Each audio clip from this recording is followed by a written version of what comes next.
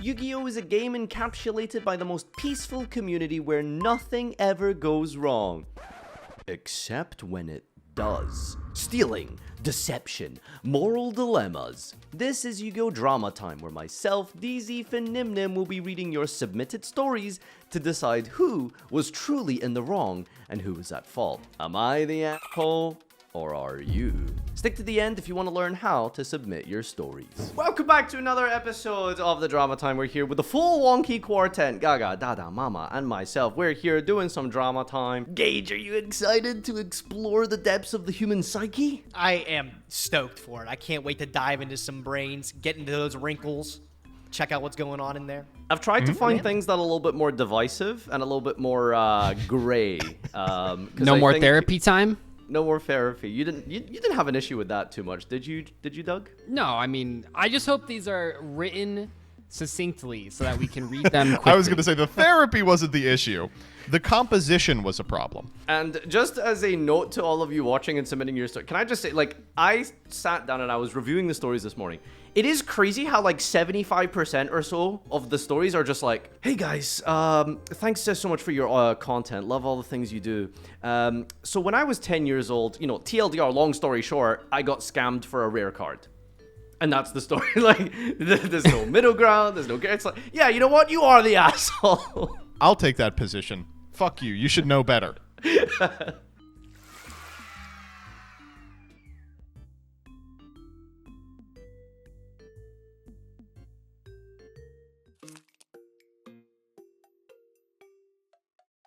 Greetings, Wonky Quartet. Thank you for all of your great content, and especially Gage with being the best protagonist on all of your series. My name is Gwenifar, the noble knight, anyway. Sorry, Irish people, I apologize. And this story comes from a locals here in the closed forest. Our locals was growing around the 2015 period of Yu-Gi-Oh! And I was running Yusenju against some other terminally budget deck at the time until I dueled against someone called Fenrir. Fenrir would regularly take back plays when we dueled. Nothing major, but he did seem quite not so proficient with Necros, changing searches regularly, deciding to overlay into Emerald instead of the Lavaval chain after the card hit the field. I didn't care, it was just locals. As long as you don't take back a full line and information wasn't changed, I thought it was okay. I remember one specific time where Fenrir realized his Bryanak should have gotten a decisive armor instead of Trishula. It's a vivid memory because he took Trish out of his deck, put it on the table, and then put it back.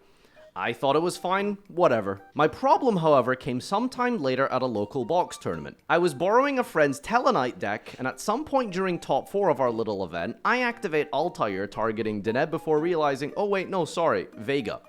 This meant I would have 3 materials to go into Triver to bounce and go for game. It was an important misplay, and while I did technically say I target Deneb, I figured the event was casual enough, and of course Fenrir, having been someone who I must have let take back hundreds of plays over the course of our local matches, erupted. He was fuming, saying I can't take back such a huge misplay, and that it was going to cost him the box tournament. I was shocked. I never took back any plays, but because I was Fenrir, and because what I did felt very minor with the targeting, I thought it would be fine. He got so heated, and eventually I gave up. Proceeded with the original play, lost the match, and ever since, things have always been uncomfortable and awkward between myself and Fenrir, with some friends even telling me that I was wrong for this. Am I the asshole? Gage? I like that you target me first for this one. I don't know. I want to say...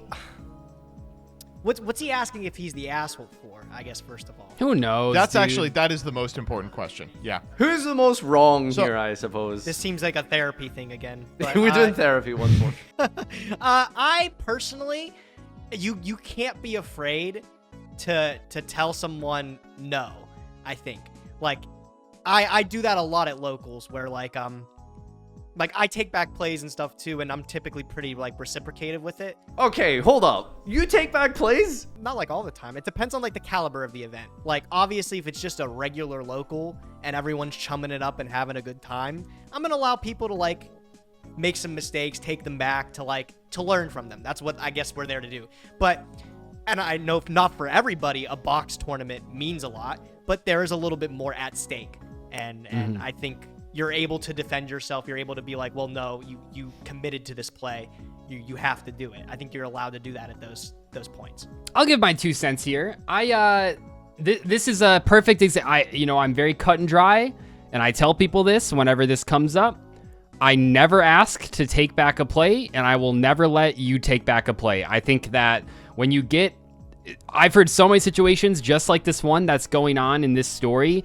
There's just, I think there's too much of a gray area for what's allowed to be, taken back and what shouldn't be and what level of tournament it is. I think it truly is just easiest to just say none of us are going to take back any plays, and that's how it is. Yeah, I got to side with Doug here. I think that's, even at locals, if someone plays something in the imperm column, I'll be like, I'll let it resolve and just won't do anything, and they'll be like, well, that goes. And I was like, This is the imperm column. Like, I think that, I don't know. I think that I guess when testing, you definitely should be taking back plays just because otherwise it's not really productive.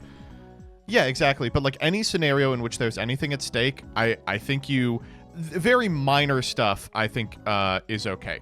And to be completely clear, the stuff that's described as takebacks that Fenrir does are pretty minor. Like going Emerald instead of Laval Chain after playing the card. If he goes Laval Chain, then he goes, I'm supposed to make Emerald here immediately after, that's completely fine with me if no actions have been taken. Just like how sometimes people will like Rhoda, they'll pull out a card and be like, nah, there's no way I'm getting that, and get a different card. But as soon as you play a card and like it interacts with anything, I do think you have to like commit. It is kind of weird though, like with the Vega target thing is like actually the easiest misplay of all of these to undo. Like that's such an easy thing. Like that is so weird. No, I hate people like Fenrir. I can't stand them. Like, do you have like a personal rule? Like this might sound dumb, but like, you know how people say like you can't take back a chess move like unless you take your hand off the piece. Like for something like searching your deck, unless like you shuffle and present the deck, I would allow somebody to change the target, right? Like maybe that's just me. Yeah, but no, that stuff's fine. Like I think technically in the TCG, if you put a card down on the table now, that is like committing to the play, but that kind of stuff is like totally fine. Like if you're still going through your deck, but like the types of things like summoning a monster and then like realizing, oh, it doesn't work, or like adding a card and then shuffling your hands a few times and then going, actually, I think I need Trish. It's like, no, fuck you. Doug, you're confusing me because you're like, no blanket, like no one gets takebacks, and here you're saying like actually some things are okay. Like if you're still going. I don't think that it's a take back if you haven't even committed to the play. So that's why I'm saying like searching is like you haven't, if you still have your deck and you're looking through it, I'm not gonna, but like if you summon a monster and then think, I don't know. I don't see that as taking back something. If you permit actions like the one that Fenrir does, where he like it like swaps Trishula for a decisive armor, you need to be allowing that because you think it will improve your time at locals and your game, right? Like frequently an opponent will make like a clear, obvious misplay at like, I don't put a lot of stock in locals, right? For me, locals is somewhere I go to shoot the shit with friends, and before a big tournament, I'll go there like to test a little bit, right? So if someone makes an obvious game-losing misplay in front of me and then just takes it back, that's completely fine because I don't expect to play against people that will make obvious game-losing misplays at a higher REL, right? So like it doesn't behoove me if I'm trying to get practice in to let them do that, right? So if you are in the practice of going to locals and just letting people get away with shit because you have a different goal than your opponent, right? Like maybe you load into locals to have fun, you load into locals to practice for a larger event, and your opponent's goal is to capital W win, capital L locals, you have to realize they are going to treat it like it's finals of a YCS, you know? For them, this box tournament is like the thing they care about more than anything else. You can't impart your social mores, you can take things back because I want to be able to play against better players, or I want to have a good time, or I want to keep things light, onto someone that has a different objective than you. So I guess the short of what I'm saying is, I do kind of think it's unfair for you to give this guy leniency and then expect that he's going to give you that leniency back with no understanding of his motivations. I think that, like, it is within his rights to do this thing. It's a little bit of an asshole move, but he may be motivated by different stuff than you, and, like, you did fuck up. So, I don't know, you do kind of have to, at the end of the day, lie with it. I will say that the type of people, in my experience, the types of people that take back their plays the most and want the most leniency and like kind of like force you into a situation where it makes it awkward if you say no. Those are the types of people that also will never let you take back anything. Like, I really have Absolutely heard true. so many stories like this one, and it's like, that's why I know it seems like stupid, but I really just go across the board. I don't ask to take back stuff. I don't let them take back stuff, and I just think that there's too much gray area, and that's the only like objective way to do it. I don't know. I can't do the gray area stuff with takebacks for reasons like this. I'm gonna say that I completely disagree with what Joseph says. I think Fenrir is definitely the asshole here, and I think they're wrong as well. And I think there's an important caveat here, because if we're gonna look at it like objectively through the lens of like official tournament policy, this stuff wasn't established and laid out back then. It's only quite recent, I think recent, the last like 4 or 5 years, where we've had policy that's established, like, they've given written examples of what is considered a takeback. They explicitly say you can't do takebacks. This was all a gray area up until like 2019 or 2020. So I think Fenrir is a complete ass for like setting the precedent that this little thing that they have going on between themselves and Gwynethar is like, we're going to have some takebacks, but then not let it take back. Yeah, it's a box tournament. It's a little bit higher stakes than a locals, but it's not a regional. And it certainly is a horrible thing to do, because they set the precedent that they're okay with takebacks. But now suddenly, when it benefits them the most, sorry, no takeback. Nah, that's completely I hope this was a good lesson for Guinevere or whatever. I think that this kind of thing is what happened to me like one time, like when I was still kind of, every once in a while I asked for takebacks, and then I was like, oh, like there's one very easy way to avoid this situation forever. Like, I don't know. Never Well, let him okay, take it back. I will say, Farfa, I think the problem I'm having with your take here is that I don't think Gwynethar cares too much about the box tournament. It doesn't strike me as like the important thing here. What strikes me as the important thing is that even 7 years on, things are kind of uncomfortable and awkward between the two of them.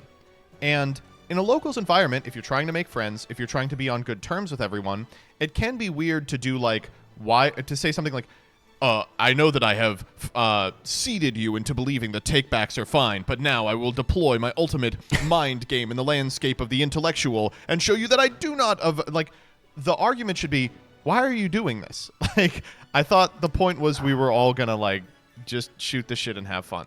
I think this guy would love Kevin. Kevin sharked Gage in a friendly match one time, and I think that's exactly the type of. Some people just get off on doing that. Like. I think, yeah. I don't know. I think that like your response to this one has to just be like, okay, technically, I guess I was in the wrong in terms of like I should have made it more clear what I was targeting, and I should have picked the right one immediately. Come on, it's locals. I had a friend that used to work with Alter Reality Games. You guys remember that? ARG. Oh, yeah. Yeah, I think I've heard of him before. He has a world-famous quote from an advertisement he made talking about the caliber of the events, the ARG Circuit Series. And he hits them with the classic line. He says, there are no takebacks at an ARG Circuit Series. Ooh, and I think nice. we need to apply that theory blanketed, like Doug says, right? The best part about ARGs was that there was no pressure from anyone to ever allow people to skirt the intent of the rules, ever. My favorite thing about ARGs is that, you would read about all these tops, and, they were doing their best, but you'd read about all these tops, and it'd be like, oh, how are these, like, decks that look kind of inconsistent topping? And then you go to one, and it's like, okay, there's 7, this is real, by the way, there's 7 rounds, you're allowed to buy a 2-round buy, and then you can intentionally draw round 6 and 7. So all you had to do was go 3-0, and then you could top. And this happened literally I'm not going to say they weren't competitive. I'm not going to say that there was anything wrong with it. You also didn't have to go 3-0, because if you were a player with clout, you could be like, come on, man, will you give me the round? Like, I saw, that Hungry Box video where he goes through an entire tournament playing 0 games? Yeah, and he like that shit did happen. Like, that shit did happen. I got pressured to do that at one of them. I played 5 rounds, went 5-0, and then the next 2 intentional draws, like I got paired down against someone, like a named player, And they like them and a bunch of friends like really pressured me to give like I wanted the higher seed, but they really were like, you gotta give them the win. Like you're gonna top anyway. And it was like me versus 10 pro players or whatever. And it's like, what did you anyway, do? we don't need to get it anyway. Yeah. Blah blah blah. Did you do But it? no or did you not? takebacks. No takebacks. Wait, who? But no takebacks. Who is this? Who is No this takebacks. therapy for again? I can't. Yeah. Wait, no, Doug. Did you give him the win or not? Yeah, dude. I was like, I was like, yeah, of course. Like, yeah. Damn, that sucks. Oh well. Anyway, I'm sorry. Like pressure. that's like super common in any sort of like competitive or esport place to be like, hey, you're already topping. Give me the win, and then you talk it out. That's like very common. All right, conclusion on 3. Pick Gwennifer or Fenrir as your biggest asshole in this stories on 3. Ready? 1, 2, 3. Fenrir. Fenrir. I guess. Fenrir. Yeah, I don't You know. two This- undecided? I guess Fenrir. What world I would thought that the guy been question an was asshole? if what Gwennifer did was assholey, and I think they did kind of fuck up. But obviously No. Fenrir is the jerk here. Okay. We should get one where both people could be the asshole, so we have to make a decision. Well, I mean, who's most wrong here? I think it's Fenrir, but MBT seems Well, it's to like the other think guy isn't wrong. They just kind of got duped and learned a hard lesson. When are we ever going to the other person is wrong. They just are less wrong than the guy who's being a dickhead. Yeah. Yeah. I, Mobius, was at the local OTS playing the weekly tournament. We play our rounds, I end up as second place and the prizes are distributed. Excited to finally achieve a decent result after a long time, I start opening my 3 packs. This guy got second and got 3 packs? What the heck? Do Jesus, have, like, you need a 4 new people local. at your You need a locals? new What's local. going on? Yeah, sadly, this is very common in the UK. I don't know if it's in the This is UK, but bad. where I live, like, this is a very standard practice, sadly. Crazy. And in the second one, I find a secret rare, LZ of the White Forest. Grats. Cool. Very good poll. Suddenly, the store owner makes a terrifying statement. One of the last game's results was incorrect, and the leaderboard had to be fixed. The result, because of the tiebreakers, I actually ended up 3rd place, making my actual prize support 2 packs instead of 3, and No Caius, way. the second No place player. The store owner simply says to rotate the prizes from the player that wrongfully No received way, them dude. to the No one way. that what is going on? Everyone else complied, but I refused to rotate what I've already opened, offering to pass the single remaining pack that I was about to look through, like it was still Oh, that sealed makes due to the sense. full Yeah, that card makes being sense. unknown. I even offered to buy Caius a sealed one from the store instead, alongside the 2 Unnecessary. packs still sealed that I should have received. They started saying that I was not being correct to Caius, but my reasoning was that since I already opened and looked through them, and so had they, the packs had their initial unknown. What is this sentence, by the way? This is Little the worst clunky. construct. Am I reading this right? I didn't even know how to Yeah, fix it. the I just packs let it had be their there 'cause I initial wasn't sure what they were unknown saying. value. It's too many commas. It's too Yeah, many. yeah, But their yeah. initial unknown value. Splicing. Yeah, and instead had a specific monetary number attached thanks to the foil card being revealed. Am I the asshole? Can I just get ahead of this? Fuck your store for only giving you 3 packs. Fuck your store owner for trying to pull this shit. Fuck this whole situation. What kind of horrible hellhole do you go to locals in where they say give the... Am I reading this wrong, by the way? The difference between 2nd and 3rd place is a single pack, and the store owner said, rather than admit my mistake and give you $3.99 in prizing by tossing an additional pack to 3rd place, I am now going to force you all to draft your polls? Insane. Yeah, I was about Insane to say it behavior. too. Like, Like, that is Unbelievable, dude. They genuinely fucked up for opening their ridiculous. pack too quick, right? That's Like all you had to do as No! a store owner is give out one more additional pack.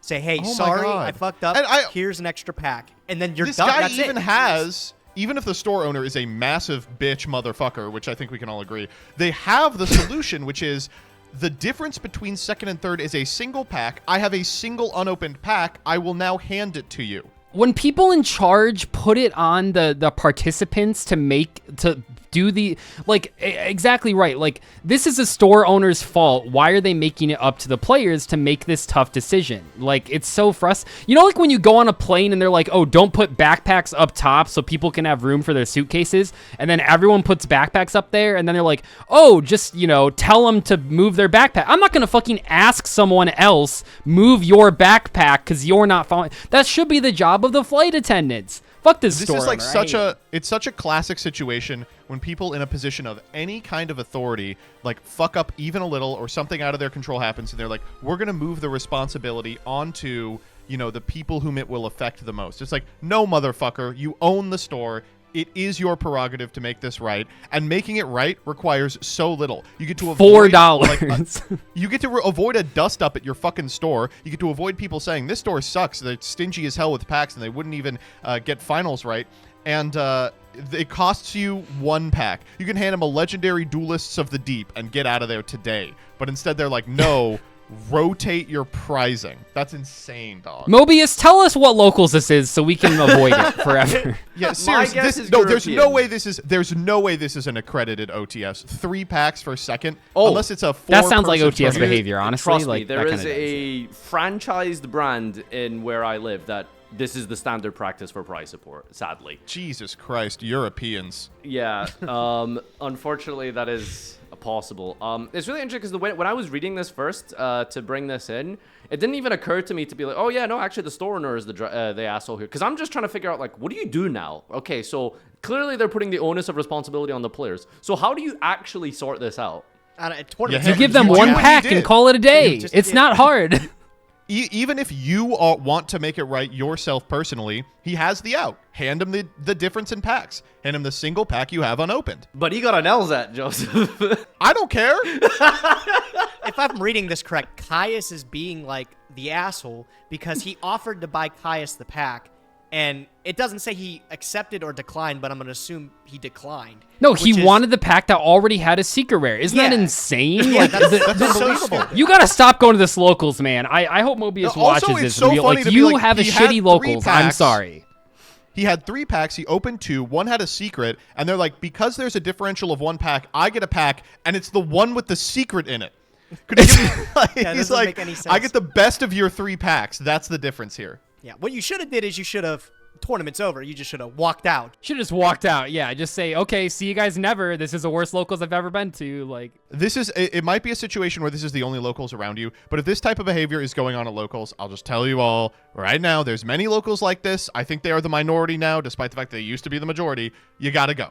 Sometimes you'll go to a local, and like some of the players are super buddy-buddy with the staff in such a way that they will screw over people. Sometimes the staff is super disinterested in Yu-Gi-Oh! And just lets scams happen. Sometimes the owners facilitate scams because they think that Yu-Gi-Oh! Is the game where you're allowed to scam people. If you see any of that shit happening, easiest thing to do, hit the bricks. Do not come back. This is one of those situations. You're missing what? $12 of prizing a week? You're fine. I think this is a little bit more harder than that. Like, it's unfortunate, but, there's a lot of context with your location here. I mean, what if this is the one locals within a 2-hour radius for this person? Do you know what I mean? It's Yeah, for sure. Like, if it is the only locals you can attend, I understand this being, like, really hard. You did everything right. You were in the right in this instance. I apologize that everyone else around you is a fucking insane person. If you have any option not to return to this local, that's what you should do. And if you're the store owner watching this, fuck you. Fuck you, bro. Honestly, learn from your mistake. Learn that this is bad business. Like, give him the $4. Oh my god, I can't believe this isn't even a situation that happened. Like, oh my god. This one just made me mad. Can we move on? I don't know what it is. There are so many good store owners. There are so many stores that have a person there that cares deeply about Yu-Gi-Oh! And runs a tournament that's super welcoming and inclusive and interesting, and like it's a fun learning experience and social engagement. And it is so irritating to hear that some people, their option for locals is to go to the Scamathon 2020 to compete for fucking scraps like your Yusei trying to scrape together a Stardust Dragon deck in prison. Like, this sucks ass, dog. Yeah, it really sucks, but where I live, if you want to go to the competent locals with good players, you're getting like 12, 15 player turnout. But the Scamathon locals gets like 30, 40. So it's really bizarre. Because they're all banned from official OTSs. I guess there wasn't really much to say. I just wanted to share it because I thought it was like such a bizarre situation. I'd never heard of It's unbelievable, dude. Yeah, obviously we're getting one side of the story, but the only person in this story that is even remotely human in terms of how they approach this problem is the person writing it. So I'm sorry. Yeah. Everyone else, you're insane. Every other person at this local, you're out of your mind. Store owner, you're doubly out of your mind. What are you doing?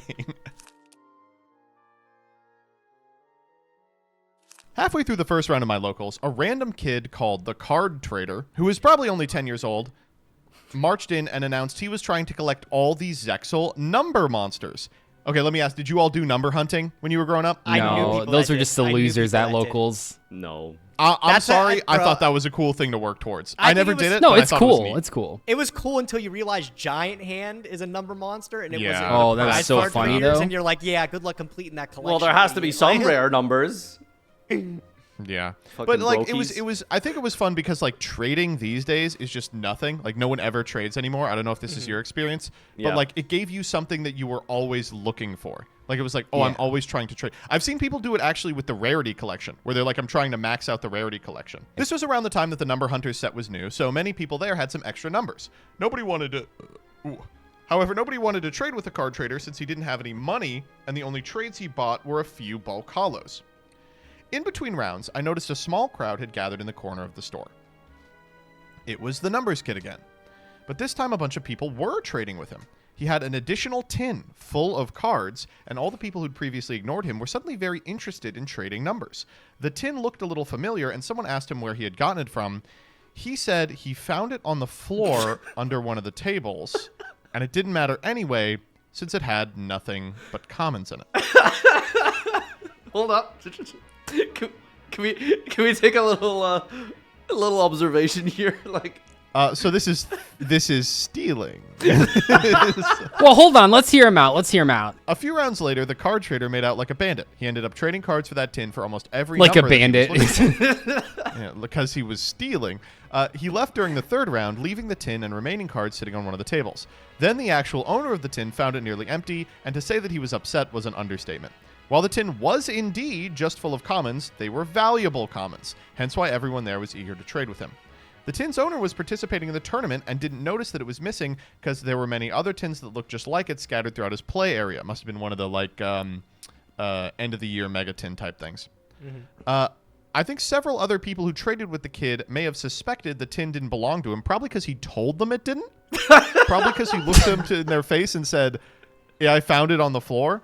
But they all played dumb when the tin's owner questioned them about the It's like trades. all vanity's I never emptiness saw- is. Just, Yeah, exactly. I never saw either of them again at that LGS. What do you want us to determine here exactly? What are we being asked here? also, can I say that Reddit, how- LGS is like the German 3 thing where like it's that reveals they're I not do a that all the Yu-Gi-Oh time. player? Let me. Do you want to go play at the LGS? Can I just say, I'm so sorry. This is gonna get people mad. No matter how much, I mean, I think we've talked about this in other episodes of this. No matter how much you trust the people at your locals, I feel like we've all known people, and I go to locals and I see this all the time. People just fucking leave binders on tables and deck boxes, and it's like, don't do that. Like, how did this tin end up under a table, if it even was, if that's where it ended up? Like, regardless, this tin never should have not been on this guy's person, especially if it had valuable cards in it. And I don't know, like, if you guys experience this too, but like, I go to locals and there's all sorts of people that are regulars that I don't know or whatever, and they leave all of their fucking cards out, and it's like, don't do that. Don't do that. But also, like, that guy's just a, like, I'm not saying that to, like, say the guy that stole the cards and then traded them, like, clearly he's the big asshole, but I think so many of these, you know, little parables have a lesson in them. Sorry, this kind of reminds me of like an earlier week when we had the guy with the backpack and how Yeah, he had his friend's yeah. deck stolen, and he was like, I just left my backpack outside near the vendor table while I went to the bathroom. Like, I don't get What could I go agree with wrong? Doug. Like, I don't get why people just leave things. Some people at my locals, they set up shop almost. They have their entire spread of binders, all their shit out on the table and stuff, and they expect you to come to them when to duel. So like, I've had things stolen from me as a kid, notably like deck boxes. Like, I had a scrap deck when I was first learning how to play the game again, and I had pulled it out. I would think I was trading with someone, left the box, and it was gone. Never got it back. Same. So, yeah, no, I mean, honestly, like, keep track of your shit. There's a judge famous for having what is it? He has like a whole speech on keep track of your shit. Like, you like your shit, other people like your shit. So since other people that's good, like it, yeah. keep track of your shit. So, I think it's I don't know. genuinely It's, like a ADHD thing, because I'm like this as well. No matter how much I tell myself I'm gonna take care of my stuff, like my mat and my whole deck is just on a table, and I'm really lucky, I guess. My locals is pretty close knit and stuff, but man, So go to your locals and steal your stuff. Is that what you're saying? I'm stealing your shit. Yeah. I'm getting the card that you opened in prizing. I like what Doug said about like no matter how much you trust the people from their locals, you do have to like take precautionary measures because like you don't know if it's going to be someone's first time at locals that you don't know. And the kid at issue is 10, right? The like 10-year-olds do not have a really strict moral compass, right? Like, you may like this kid. You may be like, this kid's a valuable member of our community. The kid may not be able to weigh the consequences of stealing and may do it and then be like, oops, I fucked up and never come back, which it seems like is what happened here. Okay, but like, can we talk about all of these other people who are just like... I think all the other people who were like, oh yeah, I don't know what was going on. It's like, I'm still what is confused. your What could this fucking tin problem? have been? Like, what could possibly have been in there where it was like commons but expensive? I don't. This Can is I what just say like something, 2000 said. When was this? Do we know? It was during Number Hunters, so it could be like Vanity's Emptiness. There were a lot of like $5-10 commons during that period. Can I just So say I was something, initially too? hearing this as like, oh, it's just a tin that was opened and then set down. But now I think it's like a tin of deck stuff. Like I think I'm understanding that now. yeah. I think I didn't Go on, get Gage. that at first. Are you guys ever entertaining deals from a 10-year-old? Honestly, like, if a No. kid whose frontal No. lobe hasn't fully developed approaches me to trade, I am just frame one assuming they have nothing of any value. I'm Gage, just your not gonna frontal bother. lobe only just developed. Can Like, what are you Doug? talking about? This ain't about me, Doug. This ain't about me. I No, think out of for sure safety- I'm not. I think the solution to this one is, but it wasn't always like this. Like these days, if a kid comes up to you and is like, "I'm looking for Number Hunters," you go, "Yeah, I opened Grand Creators. I can probably hand you a Ragna Zero or something, right?" And then you just give it to them. But back in the day, people were trying to strike deals with like babies. At sneak the deal. peeks, you know, that kind of thing. Trade a super for a Clifford Scout because, you know, They were Clifford seeing Scout like sucks. a bunch of little babies being pushed around in a stroller, and they were like, "Value on the candy." Like, what are we doing here? No, it was different, and I am glad that it's different now. I have one story of trading recently. Is there's a kid that goes to my locals. It's been actually really inspiring. He's like kind of a strange kid, but you know, Yu-Gi-Oh players are all kind of strange, and Yeah. he started playing like garbage ass out of the box structures, and over the course of a couple of months, his parents have permitted him using his allowance to build a deck, and he has started one-tricking Memento because it's pretty cheap, and he's gotten good enough that he's like consistently winning some games per local, which is like great.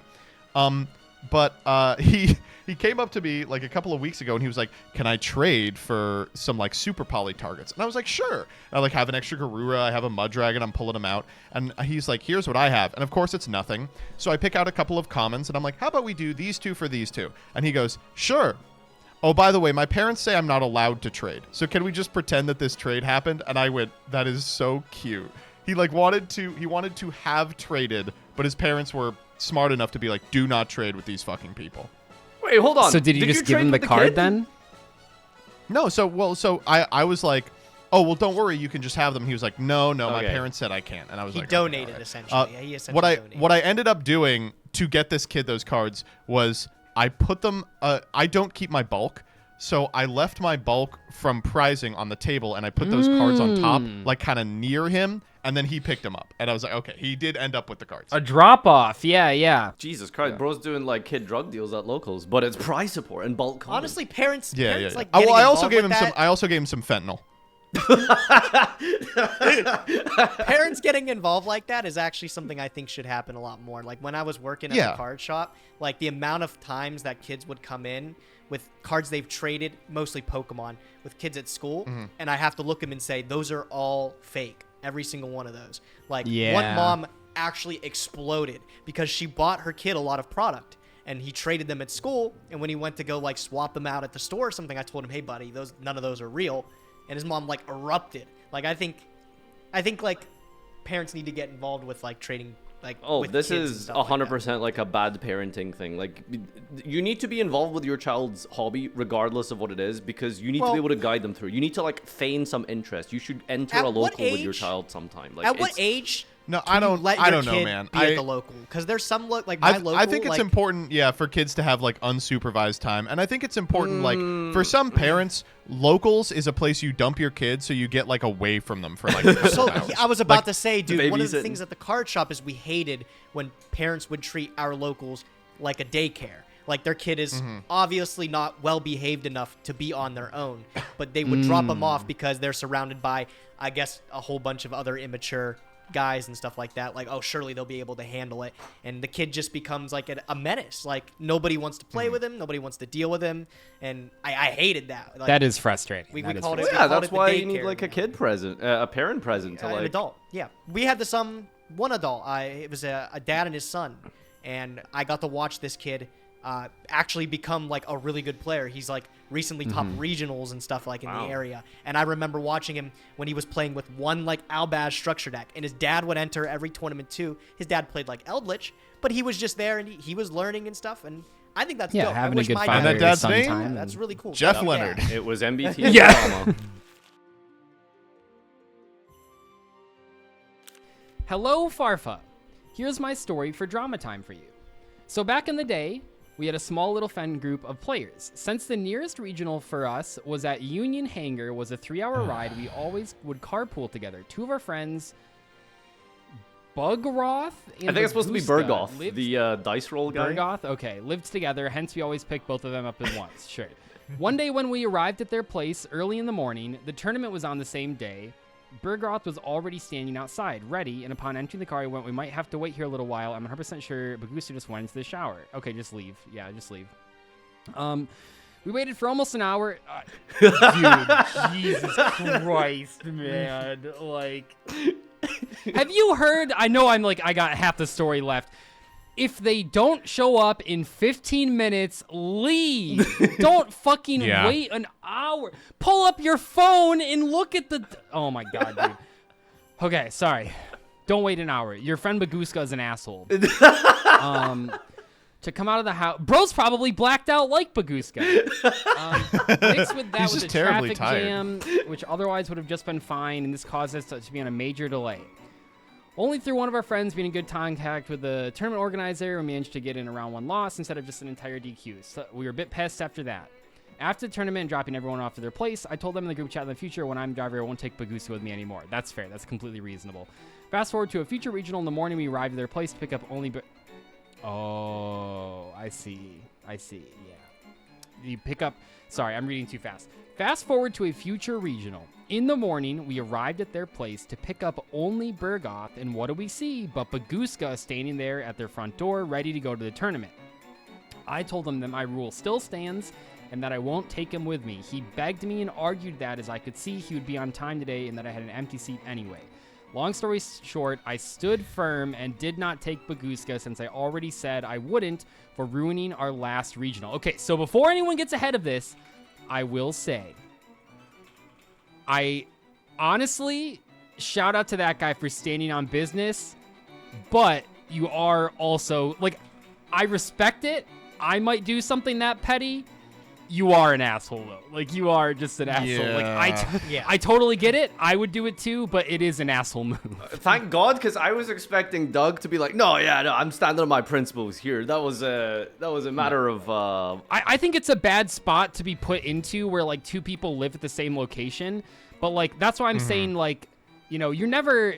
Someone in chat has said, you're never obligated to give someone a ride, even if they're there. But I do think that if you would have just not waited an hour, you could have avoided the situation. Can we have like a little compassion here? Can we like have some understanding for our fellow man? Okay, fine, they fucked up, right? But he's here now. He's literally on time. You're in a group chat together. You're friends. Just drive him. Like, do you know what I mean?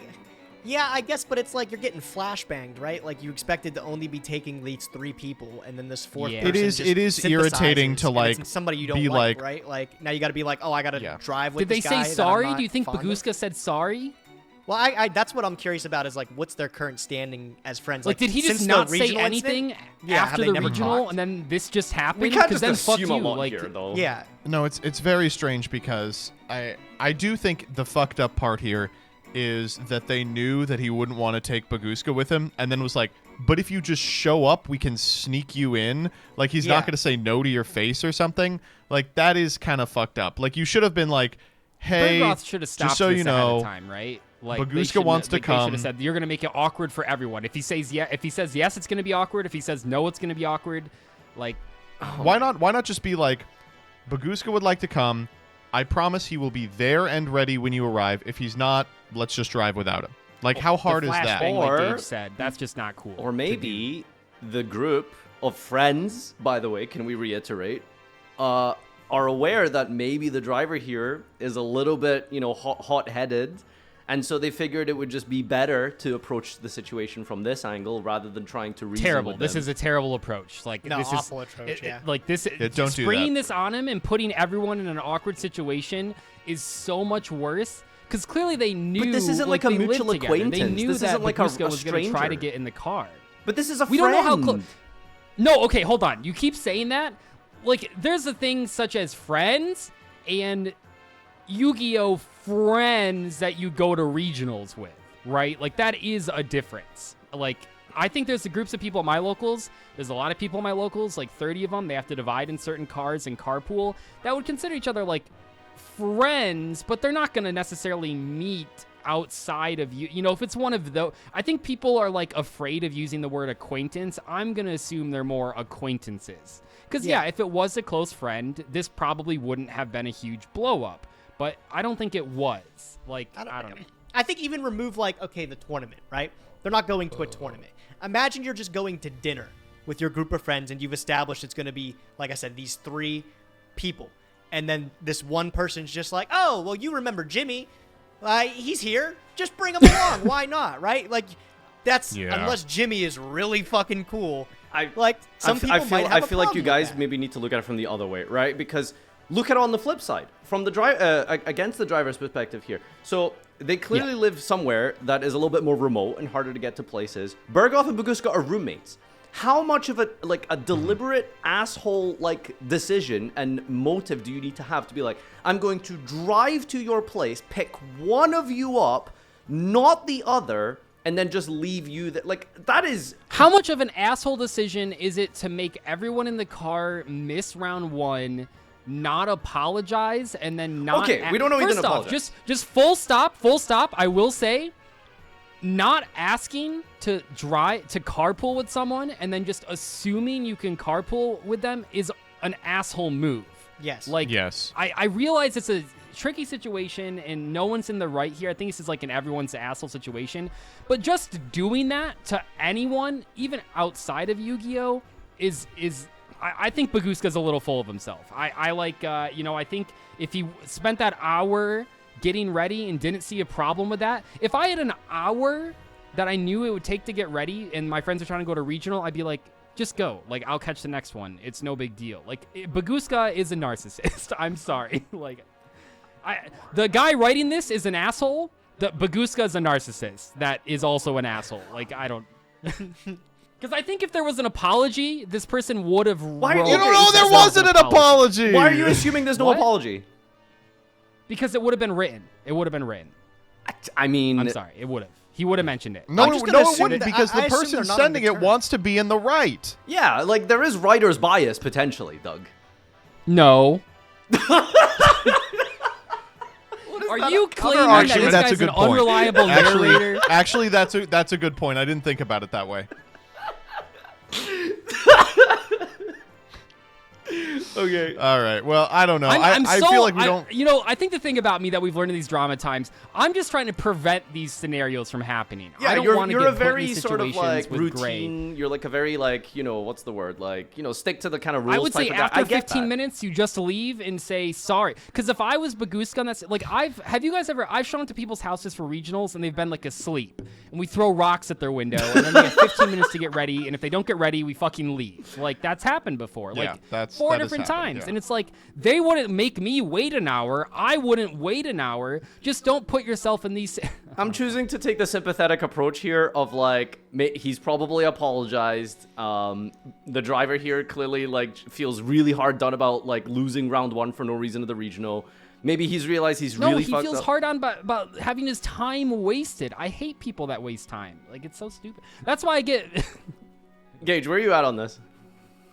Where am I at? I'm literally right with Doug. Wow. Like I said, everything. I think it's insane to make people wait. I literally did that with an ex, bro. I had an ex have me wait outside for 30 minutes while she got ready, and I drove away. I said, I'm not doing that. I got better shit to do. I gotta go to the regional. What the fuck? You drove away from your girlfriend because she took too long to get ready? Yeah, she wasted my time. Bro, I'm an important person, too. Like, come on.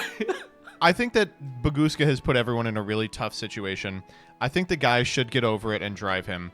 Yes. But I also think that, like, come on. I'm gonna stop picking Flashbang up this guy Berghoff with this after was this. the worst way to put it around. I think every single person involved in this story and all of the friends who allowed this to happen should all go to jail. Preferably, they should get the death penalty. I just genuinely feel like the outcome of this is now, okay, we have this carpool group.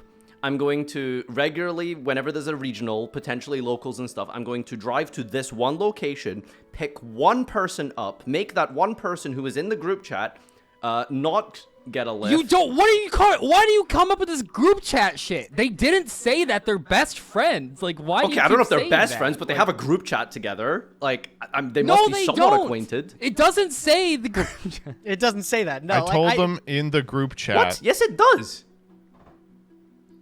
It does. Okay, but I think you're misconstruing. Third last It paragraph. doesn't say Baguska is in the group chat. Okay, I'm fine.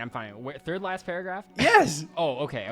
Okay, this is a literal reading problem now. Like, In a group chat. No. I don't know. I'm in. It group doesn't chats say- with it people says that the I'm not group friends chat. with. But they're coordinating for the regional, so of course they're Yeah. going to be in a group chat. Yeah. Like, okay, Nadir, you keep saying, like, why are you assuming? If we just play, like, first off, you sympathize with the beer spilling guy, so I'm not going to take anything you say super seriously. But second, if Baguska was one of those people that did not apologize and didn't, one of those people that just goes through life and never faces any consequences for their actions, if they were stuck up and never apologized for any of this, yeah, I'd agree with you. does that change your mind? Yeah, absolutely. But that's who they are. That's why the person named them Baguska. They exemplify Baguska. I mean, I always try to like err on the side of benefit of the doubt, right? Like, we can probably assume that for making everyone late for the regional, he probably sat there in the car awkwardly and probably said, "Sorry, guys, my bad." Right? We can probably assume that. I don't think so. The type of you don't person think to that. make a What do you whole think they car did of the whole people car wait ride? 1 hour to get ready is not going to apologize. I don't Yeah. think those are the same types of person. I also think if that happened, this probably wouldn't be the scenario. Like, if they just talked, if the guy said, "Hey, I'm really genuinely sorry I got you guys late for round one," maybe I'm seeing the good in this guy. I don't think you would be like, "I'm never taking to an event again." If you one-on-one apologize to me, I'd be like, "Okay, hey, as long as you can ensure that you'll be on time for stuff, I'll pick you up." Because it's not out of the way, right? They're at the same house. I have to assume they're not on good terms, and that's why he declined to take him. Like, he's like, "I'm not taking you because I don't like you." Like, I think he would have taken him if he got an apology. I think Yes, Gage is right. I yes. think we can read between the lines here. Like, no one's going to, like, if he apologizes, he's not going to write in the group chat, like, "Oh, I'm not taking you, haha." Like, no, that's the type of thing you do if no one apologizes. Like, I don't know. No. I think that you all are doing a lot of creative reading. I think the only way we can adjudicate on this one is if we know the dynamic between these people, and we don't. I think that both of them are behaving like assholes. Flashbanging him with the guy was wrong. He's within his rights to refuse to drive him, but doing so is kind of a dick move when it's the only regional 3 hours away. Yeah, I Agreed, get behind yeah. that. Well, that's why when I finished it, I was like, this guy is an asshole for doing this, but I got it. Like, I understand conceptually on principle. Yeah.